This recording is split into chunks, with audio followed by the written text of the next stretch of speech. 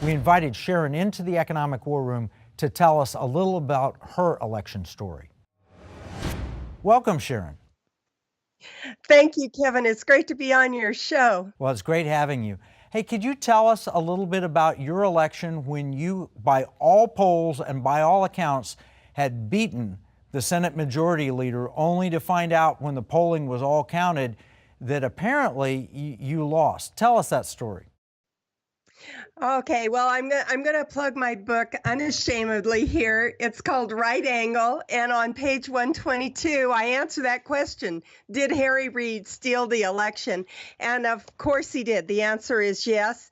We've documented the part that we know about that we could document. We took it actually to the Attorney General at the federal level and also at the state level and asked them to prosecute for voter coercion, but they were unable to do that in 2010. They said we didn't have enough standing. And even though I had a great attorney, Cleta Mitchell, it just went nowhere. So that's usually what people want to know. Why didn't you prosecute for this?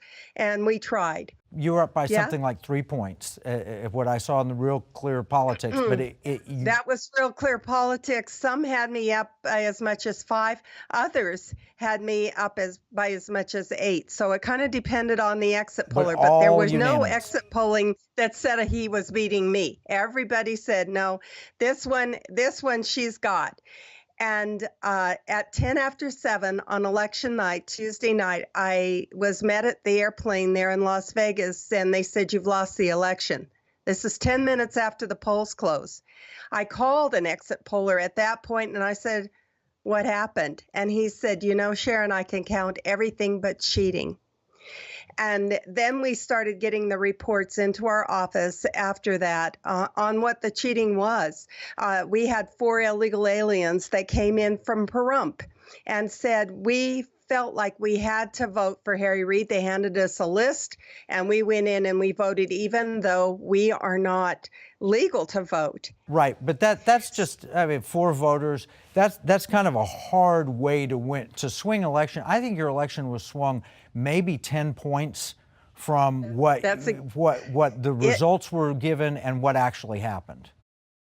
We figure it was 9.3%, and the way that we figured that was because every election down the ballot swung by 9.3% from the exit poll to the actual vote count, and that was every race, not just mine, but the congressional race, right down through a judgeship in Clark County. We know that they came across the line from California, Utah, and Arizona to vote in Nevada.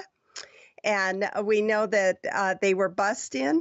We know that there was an outage, a power outage in the most Republican area of Las Vegas, Henderson, right at the time that most people would be voting.